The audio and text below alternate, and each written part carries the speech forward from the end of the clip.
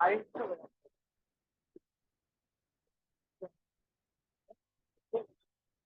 6 நிபந்தனைகள்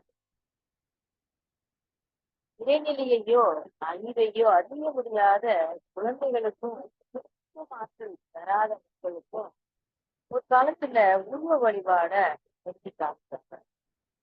மனசு ஒருமுகப்படும் மக்களை நல்வழிப்படுத்துவதற்கு இந்த உருவ வழிபாடு அனைவரும் மதிப்புல ஒரே நேர்முறையோட வாழ்க்கை நடக்கிறது வருகிறதா இறைவழியே சிவன் கொடுத்த ஒளி வளத்துல கட்டளத்துல கைவசம் சிவனை லிங்க வடிவமாக கொடுத்தாங்க. அதற்கு பரிணாம வரிசையில சிவன் என்ற அந்த இறைவழி புகழாகி புகழ் நிலையில உற்சாகம் அடைச்சி இடத்துல பக்கத்துல அதை சக்தின்னு பெண் வடிவமானது.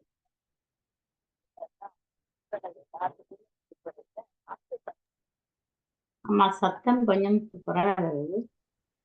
கம்மியா இருக்காமா? இருக்கு. இப்ப அதிகமா இருக்கா? இப்ப சரிங்க. இப்ப சரியா இருக்காமா? சக்தி என்னும் அந்த வீட்டுல விஷயம் அதை எல்லாம் ஒன்றோடு ஒன்று நெருங்கி அப்படிங்கிற நிலையில இருக்கும்போது ஒளி என்னும் விளக்கி விட்டாரு. சக்தி என்பதன் விளைவு அடிப்படையில அடையாளமாக சங்கு சக்கரம் தக்க பொருளாக ஏற்ற போது வைணவ சமயம் விஷ்ணு வடிவத்தை உண்டு பண்ணுது.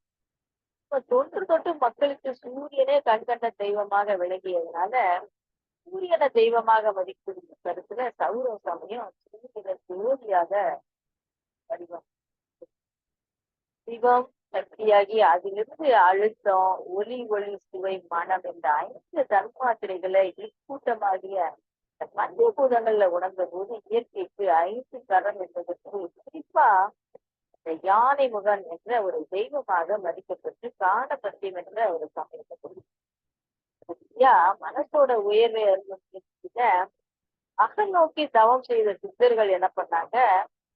மூத்தோட அடித்தளம் தான் அறிவாக இறைநிலையாகிய சிவமாக உணர்ந்தாங்க. பஞ்ச தன்மாத்திரைகள் என்ற விளக்கம் அவங்களுக்கு கிடைச்சது. அதுக்கப்புறம் மீட்புகள் நீரின் அலையே அப்படின்னு உணர்ந்தாங்க.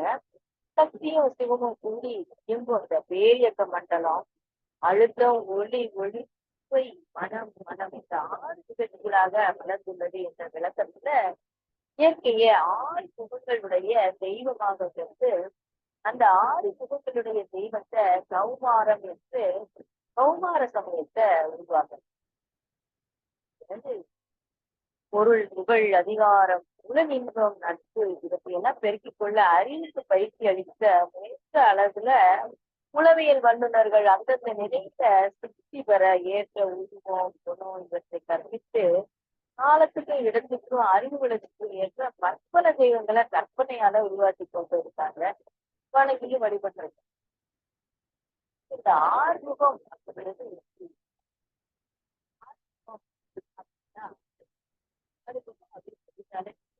யார் இணைந்து வருவாங்க? முருகன். முருகனோட அந்த தந்தையான சிவனுக்கு 6 முகங்கள் அகோரம் விருத்தானம் அச்சோதிடம் வேலும் புதுபதனம் 6 முகம் கொண்டவன் நாம் கைவசித்தார். சில வருஷத்துக்கு முன்னாடி ஒளிபரப்பிய நமச்சிவாயம் செய்து ஒரு ஒளிபரப்பு தொடர் தலைவிட்டு அதுல அற்புதமான ஒரு நிகழ்ச்சியை காட்டினாங்க. அதுல என்னன்னா ஒரு நாள் தேவர்களும் பூதகணங்களும் சிவனை தரிசிக்க திருக்கைலாயம் வர்றாங்க.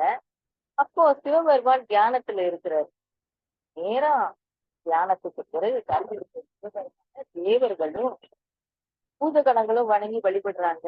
பிறகு சிவன் கிட்ட கேட்கிறாங்க, பெருமானே நாங்க எல்லாரும் உங்களை நோக்கிதான் தவமுறை தியானங்களை மேற்கொள்றோம். ஆனா நீங்களும் எப்போதும் தியானத்திலேயே இருக்கிறீங்களே, நீங்க யாரை நோக்கி தவம் செய்றீங்க அப்படின்னு கேட்டாங்க. ரொம்ப அருமையான கேள்வி. பதிலும் அந்த தொடர்ல ரொம்ப மனசு. சிவன் சொல்றாரு, நான் என்னோட மூலத்தை நோக்கி தவம் செய்யறேன் அப்படின்னு கேட்ட உடனே ரொம்ப ஆச்சரியமா இருக்குது. தொலைக்காட்சி தொடர்ல கூட இப்படி ஒரு பொருள் மிக்க செய்தி கிடைச்சிருக்கு. அது பல ஆண்டுகள் கடந்தும் எனக்கும் இன்னைக்கும் நினைவுல பசுமையா இருக்கு. நான் என் மூலத்தை நோக்கி தவம் செய்யறேன் அப்படின்னா, இந்த தேவர்களும் பூதகணங்களும் கண்ட சிவனுக்கு யார் மூலமாக இருக்க முடியும்? ஆதி சிவத்திலிருந்தே அனைத்தும் தோன்றின என்ற பிரபஞ்ச வரலாறு முரண்பாடா இருக்கு.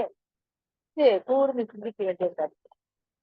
உதாரணமா, தந்தை தாய் இருவரும் ஒன்றிணைந்த போது உருவான ஜீவாத்மாவை மருத்துவத் துறையில தேர்ச்சி பெற்ற மருத்துவராலும் கருவை தாங்கி இருக்கும் தாயாலும் உணரவோ காணவோ இயலவில்லையே. இப்போ அந்த கரு வளர்ந்து பிரசவமானதை யாராலும் மறுக்க முடியல. இல்லாததற்கு இருப்பு கிடையாது, இருப்பது இல்லாமல் போவது கிடையாது என்பது தீர்வு. விதை இல்லாம முளை இல்லை என்கிறது விஞ்ஞானம் என்றால், தாயின் கருப்பையில் தோன்றிய ஜீவாத்மா எங்கிருந்து வந்தது? இத்தனை சிறிய விதையிலிருந்து எத்தனை பெரிய மரம் வந்தது? இத்தனை மரமும் இத்தனை காலம் அதற்குள் எப்படி குடிகொண்டது? எனவே தந்தை தாயின் உடலிலிருந்துதான் குழந்தையின் ஜீவாத்மா வந்திருக்க வேண்டும்.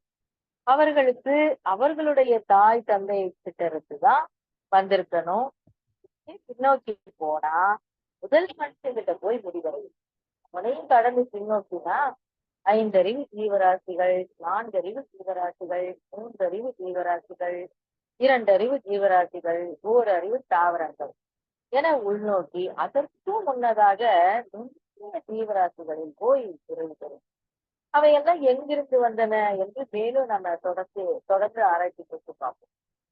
அவையெல்லாம் எப்படி வந்தன? பூதங்களை காட்டும். அவை எங்கிருந்து வந்தன என்று ஆராய்ந்தால் அவையின் பாடல்ல போய் முடியும். பரமாய சக்தியில் பஞ்சமா பூதம் தரம் மாறி தோன்றும் பிறப்பு. நிலம் 5, நீர் 4, நீர் அடங்கி 3, புலவை 2, 1 விண். அதாவது பரம்பொருளான சிவனே ஈஸ்வரனாக எழுச்சி பெற்று பிறகு சக்தி என்ற இறைத்துகளால் ஆயிரக்கணக்கான எண்ணிறந்த இறைத்துகளை குறிக்கப்பட்டு விண்ணாது. எண்ணிறந்த விண்களின் சேர்க்கைதான் எண்ணிறந்த தோற்றங்கள் உள்ளடக்கிய பிரபஞ்சமாக இயங்கி கொண்டிருக்குது. பரமாய சக்திகள் அப்படின்னா அந்த சிவன் தான் சக்தியாற்றின்னு பார்த்தோம். அதன் பிறகு பஞ்சமாபூதங்கள் விண், காற்று, நெருப்பு, நீர், மண் இவையெல்லாம் தோன்றும். பரமாய சக்திகள் பஞ்சமாபூதம் தரமாறி தோன்றும் பிறப்பு. இயற்கையில ஜீவன் வருவதற்கு என்னென்னோ தரமாற்றம் நிகழ்ந்தது என்பதை நம்ம பிறகு எடுத்துக்கொள்வோம். பரம்பொருளை எழுச்சி பெற்று பின்னமடைந்தது. பிறகு துகள்களாச்சு சக்தி என்ற பெண்ணாச்சு.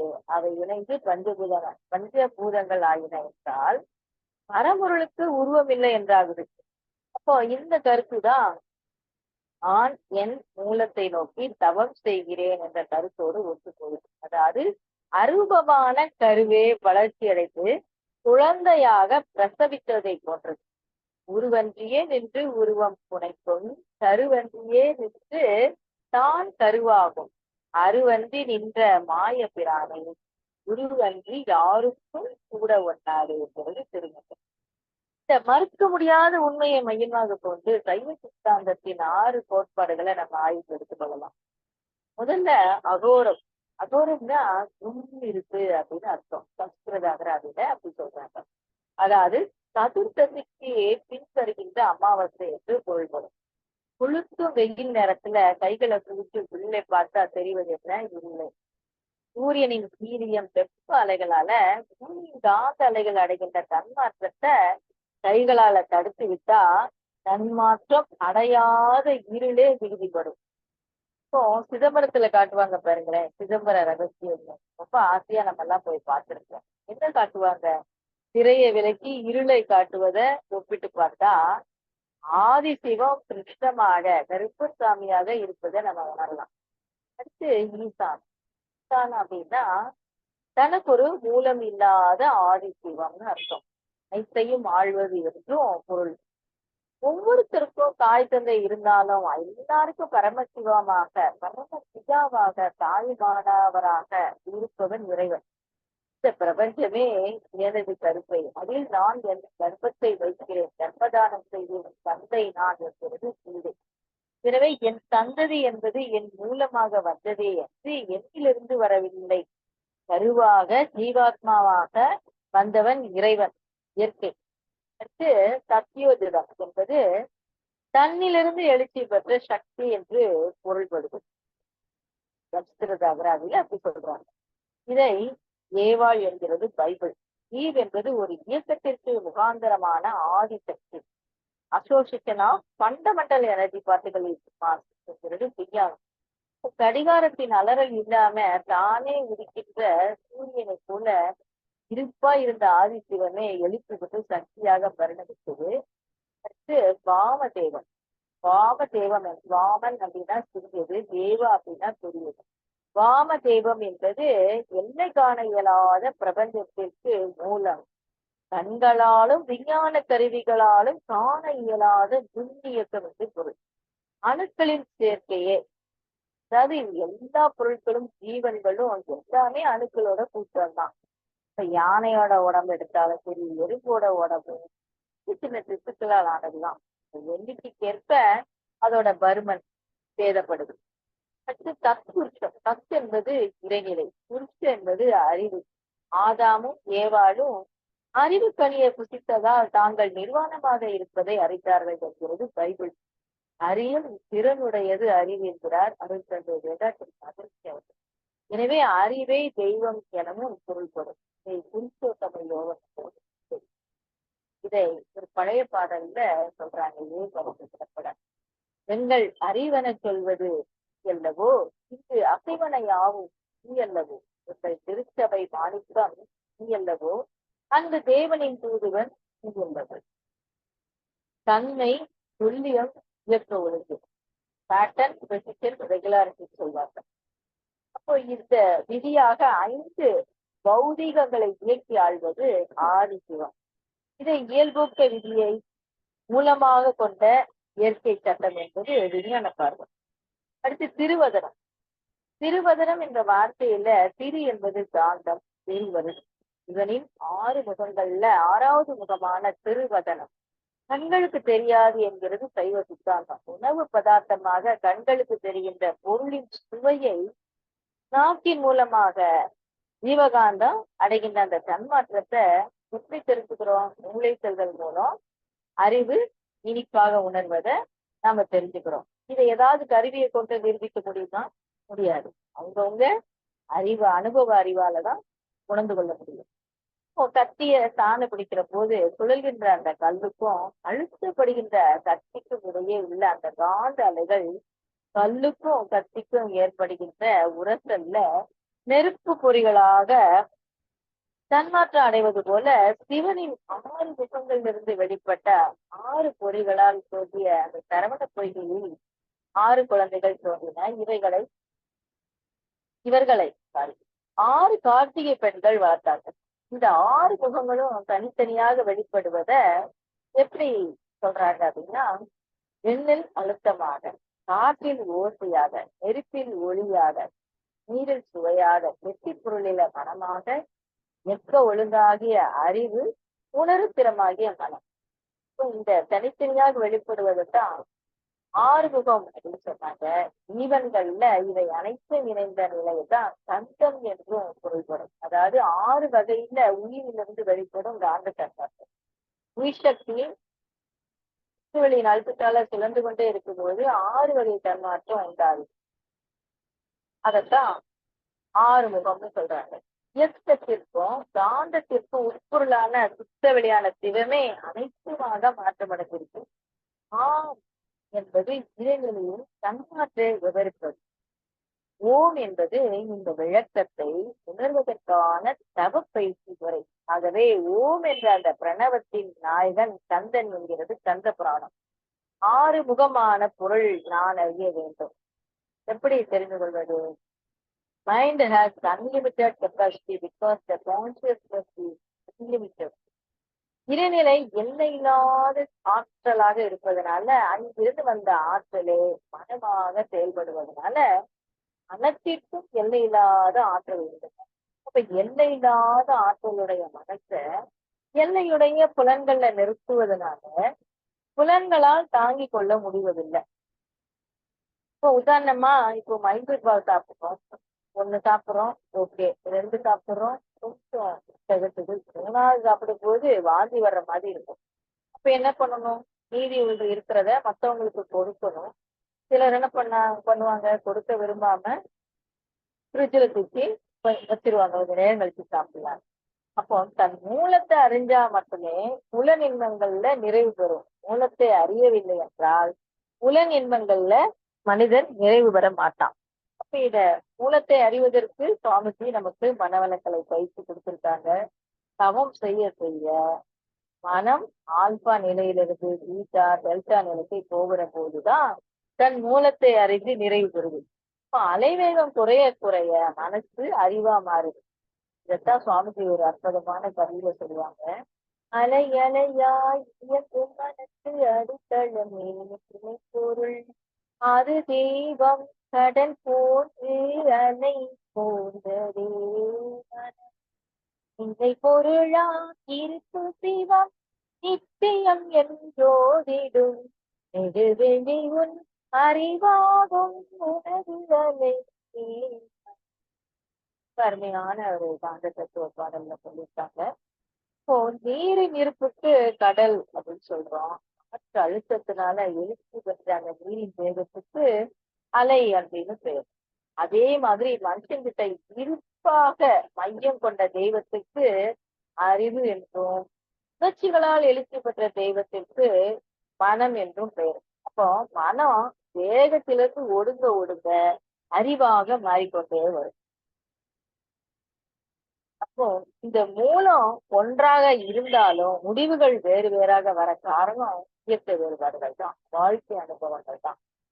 பிறப்புக்கும் எல்லா உயிருக்கும் சிறப்பு ஒவ்வா செய்தொழில் இயக்குமையாம். இப்போ அனுபவ அறிவு தான் ஒவ்வொரு மனுஷனுக்கும் தனித்துவமாக மாற்றி பிரித்து காட்டுது. மனம் என்பது என்ன? முழுமையை நோக்கி ஓடுகின்ற அறிவின் பயணம். Journey of consciousness towards perfection சொல்லுவாங்க. இப்போ அறிவின் பயணத்துல அறிவே மனமாக இயங்கி கொண்டிருப்பது தெரியாம வாழ்க்கையில அனுபோக பொருட்களை வச்சு வேடிக்கை காட்டி கொண்டிருக்கிறாங்க. இப்போ ஆத்மாவில் உள்ள அந்த சஞ்சித பிராரப்த பதிவுகளே மன அலைகளாக வெளிப்பட்டு மூளையில மோதி எத்தனை அலைகளாக எங்களே சொல் செயலாகவும் மலர்ச்சி அடையுது.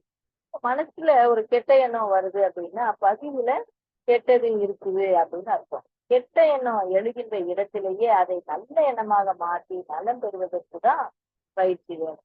இப்ப செயல் திருத்தத்திற்கு மூலம் மன திருத்தம். மனதை திருத்தி அமைப்பது என்பது ஆன்மாவில் இருக்கிற பதிவுகளை பயன்படுத்தாம விட்டு விடுவது. இப்போ உதாரணமா குழந்தையா இருக்கிற போது தைத்த உடை 28 வயசுல பயன்படுத்த முடியாது. ஆடை கண்ணீர் பட வேண்டாம் அப்படின்னு நினைச்சா யாருக்காவது கொடுத்துடலாம் அல்லது நெருப்பி விட்டு பொசிச்சிடலாம். ஆனா பெற்ற அனுபவ பதிவுகளை எப்படி வேறொருக்கு ஒருத்தருக்கு கொடுக்கவும் முடியாது, நெருப்பிலிட்டு பொசுக்கவும் முடியாது. மண்ணெண்ணெயில் விழுந்த பாத்திரத்தை எப்படி கழுவினாலும் வாசனை போகாது. அது மாதிரி ஆத்மாவில் இருக்கிற பதிவுகளை அழிக்க முடியாது. எனவே ஆத்மாவில் உள்ள முன்வினை பதிவுகளை பயன்படுத்தாம விட்டு விடுவதே சாத்தியம்.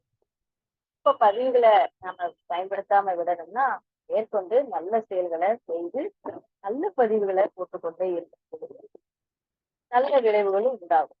ஒவ்வொரு மனுஷங்கிட்டையும் நல்ல பதிவுகளை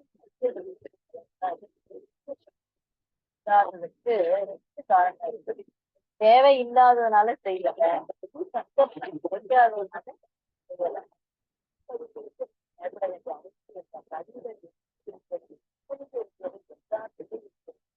அவை பயன்படுத்தாமல் விட்டுவிட்டாலே போதும். எந்தெந்த தீய கர்ம வினைகளை செய்யாமல் விலக்கி விடுகின்றோமோ அது அதனால வரக்கூடிய துன்பங்கள் இருக்கும் தப்பி விடுறோம். இதற்கு தவத்தால் பெறக்கூடியது மிக அவசியம். எப்பொழுதும் அயராத விழிப்பையில் இருக்க தந்த குருவி போதும் தியான பயிற்சி அன்றாட கடமைகளை கொள்ளணும். சாம்பத்தியம், வாசம், ஆர்வை, புலத்தின் மூலமாக மற்றும் இயக்கத்தின் மூலமாகவும் நீர்சக்தியும் ஜீவகாந்த சக்தியும் செலவாய் கொண்டே இருந்தா தவத்தின் உச்சத்தை உணர முடியாது. எனவே அளவு முறையோடு புலன் இன்பங்களை குவிக்கணும். இவற்றை பற்றிய ஆய்வு ரொம்ப அவசியம். சுவாமிஜி ஒரு கவியில சொல்லுவாங்க, 5 புலன்கள் மூலம் உயிரின் ஆற்றல் அழிவதையே இன்பம் என உணர் மயக்கம். சிந்தனையில் உயர்ந்தால் ஜீவகாந்தம் சிதறுவதே அறிவுணர்வு என்று அறிந்து கொண்டோம்.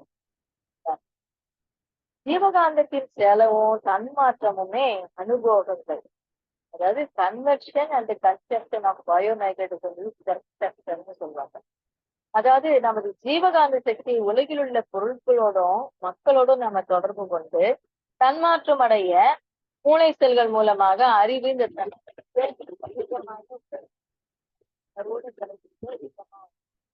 அளவு சுமிஞ்சு செலவு பண்ணா அதுவே திரும்பமாயிடும். அதாவது புறப்பொருள்களும் ஜீவகாந்த பொருட்களிலோ என்பது தவத்தின் மூலமா நம்ம உதாரணமா இதை விளக்கிக்கலாம். எப்படின்னா ஒரு தூக்கு இனித்து சாப்பிடும் போது சுகம் மூன்றாவது தூக்கை இனித்து சாப்பிடும் போது இருப்பதில்லை என்பது நம்ம கருத்து தெரியும்.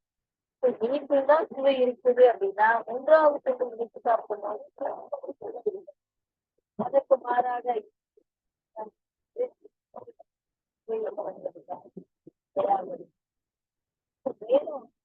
வேதியியல் பொருட்கள் பல கெமிக்கல்ஸ் பொருட்கள் தயார்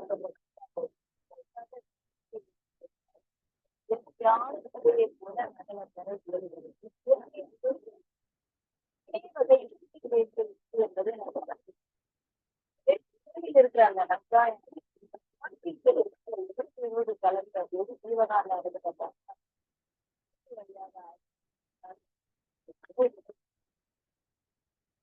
தொடர் ஆராய்ச்சினாலதான் படிப்படியாக விபத்து அதிகம் உலர்ச்சி அவற்றி ஒரு நமக்கு பக்கத்துல நீர் நிறைஞ்ச பாண்டத்துல காற்று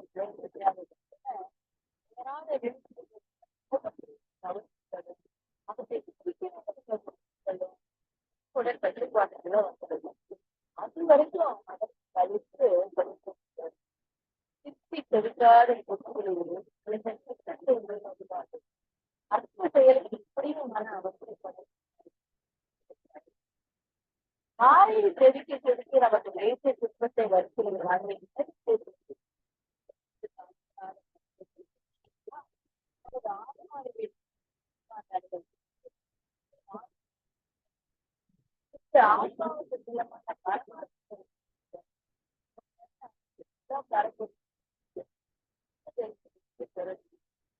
இந்த அனுபவத்தினால எட்டாமங்கள் விரைவிலேயே கருத்தம் சுவை வார்த்தனை பார்வை யோசனை மற்றும் 6 வகையில ஆறுமுகமான பொருள் தெய்வமே என அறிந்து நம்ம 5 புலன்களையும் நிறைவுபடுத்தி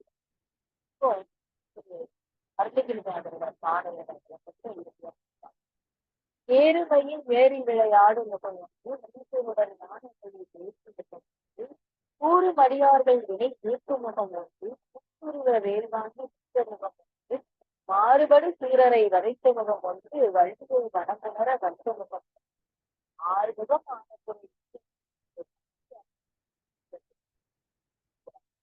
ஏறுமையும் ஏறி விளையாட முகம் அப்படின்னா அளப்பரிய சிறப்புமிக்க மகிழ்ச்சியோட வண்ணமயமான பிரபஞ்சத்துல நட்சத்திரங்களாக சூரியர்களாக கோள்களாக உயிரினங்களாக மனிதராக துண்டு உணர்வுகளாக எண்ணற்ற திருவிளையாடல்களை கிடைக்கின்ற தியான கடவுளே ஈஸ்வருடன் ஞானங்களை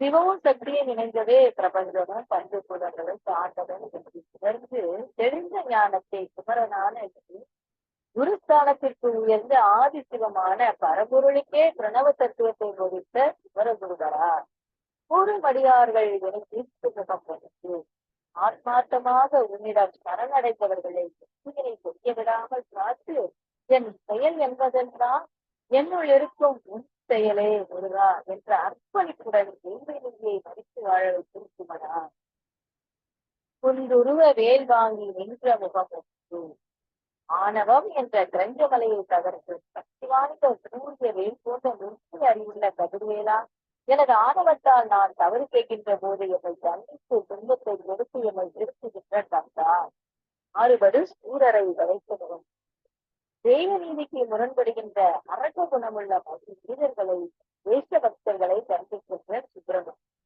கல்வியை மனம்புணர வந்தமுகம் பக்தியின் அம்சமான ஜீவாத்மா தன் மூலமான பரமாத்மாவோடு இடைகளே மனித வாழ்வு சிறப்பான நோக்கம் அதுதான்.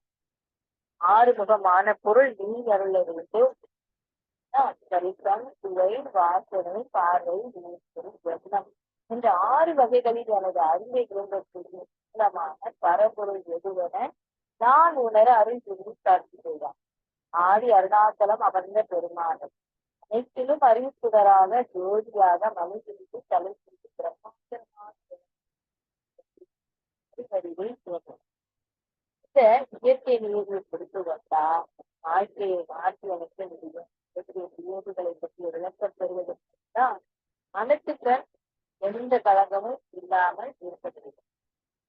ஐந்தறிவுள்ள விலங்குகள் வரைக்கும் எந்த பயிற்சியோ பாடமோ தேவையில்லைங்க. ஆனா இதனாக வந்த நமக்கு எத்தனை பாடங்கள் தேவையா இருக்குது. எத்தனையோ மகான்கள் காலம் காலமாக பக்கமாக எழுதி கொடுத்திருக்கிறாங்க. ஆனா இத்தனை காலமாகி மக்கள் மாற தாமதமாகி தத்துவத்தை கையில் வைத்துக் கொண்டு தனக்கும் பிறருக்கும் கெடுதல்களை செய்கிறார்கள் சில மனிதர்கள். மனிதன் எல்லாம் புரிந்து கொண்டால் வாழும் வகை தெரிந்து கொண்டால் இருந்த போது மனிதனுக்கு ஒன்று மட்டும் தெரியவில்லை. இதனாக வாழும் மட்டும் மனிதனுக்கு தெரியவில்லை இருக்கிறார். எந்த மனுஷனும் தன் மனதை குற்றமில்லாத வகையில தூய்மைப்படுத்திக் கொள்கிறானோ இந்த மனிதனுக்கு தத்துவ தேவையில்லை. அந்த வாழ்க்கையை மற்றவர்களுக்கு பாடமாக தத்துவமாக அருட்தந்தையோட வாழ்க்கை எல்லாருக்கும் ஒரு பாடமாக தத்துவமாக அமைத்து நம்ம எல்லாம் சிறப்பாக வழிநடத்த கூறி இத்தனை நேரம் செவிமடுத்தவர்கள் அனைவரையும் வாழ்க வளமுடன் வாழ்க்கை